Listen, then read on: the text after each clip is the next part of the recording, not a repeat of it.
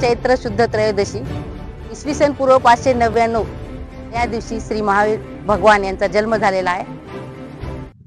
या निमित्तानं महावीर भगवंतांनी जो संदेश दिला तो अहिंसेचा, जगाला सर्व शांती देणारा हा संदेश आहे अहिंसेचा। जिओ और जीने दो हा आहे संदेश दिला, सगळ्यांना जगू द्या आणि स्वतःही जगा असा संदेश महावीर भगवंतांनी दिलेला आहे। या निमित्तानं सर्व भाविक भक्तांना सर्वांना महावीर जयंतीच्या हार्दिक शुभेच्छा। आज या ठिकाणी भगवान महावीर यांची जयंती साजरी होत आहे। या निमित्तानं मी सर्व भक्तांना, सर्व नागरिकांना मी शुभेच्छा देतो।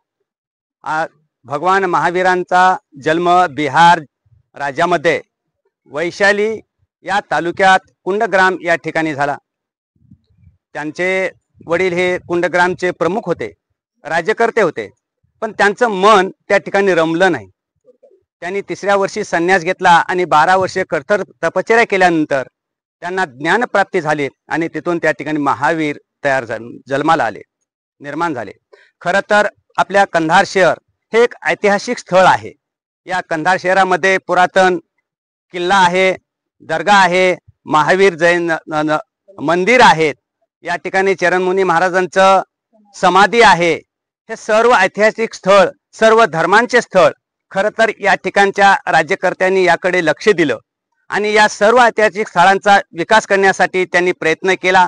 महावीर जयंती निमित्त मी विनंती करतो की इथल्या लोकप्रतिनिधींनी या आपल्या ऐतिहासिक स्थळाकडे, खरं तर हे चरणमुनी महाराजांची समाधी ही खूप प्राचीन काळापासूनची आहे। इथं आपण जर बघितलं तर निजामकालीन ज्या मूर्ती आहेत फोडलेल्या, तोडफोड झालेल्या, या आपल्याला निदर्शनास येतात। यावरून हे स्थळ हे निजाम काळाच्या अगोदर पूर्वीपासून स्थळ जुनं आहे आणि इथला आता विकास झालेला नाही। तरी इथल्या प्रतिनिधींनी, आमदारांनी याकडे थोडंसं लक्ष देणं गरजेचं आहे, द्यावं अशी माझी या ट्रस्टच्या वतीनं, जनतेच्या वतीनं, आमच्या नागरिकांच्या वतीनं विनंती आहे की या जागा ही खूप चांगली आहे, छान आहे, 32 जमीन आहे, कंपाऊंड वॉल होणं, या ठिकाणी मंडप होणं, मंदिर होणं, ह्या सगळ्या गोष्टी झाल्या तर जैन धर्माचे लोक बाहेर जिल्ह्यातून आजही येतात, भाविक भक्तांना इथं येतात। पुन्हा या ठिकाणी ओढा वाढेल, जैन धर्माचे लोक येतील, खाली आपल्या किल्ल्यासाठी लोक येतील, दर्ग्यासाठी लोक येतील।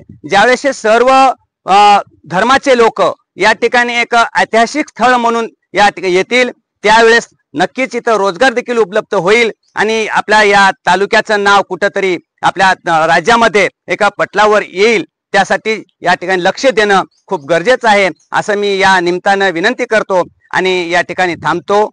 जय भगवान।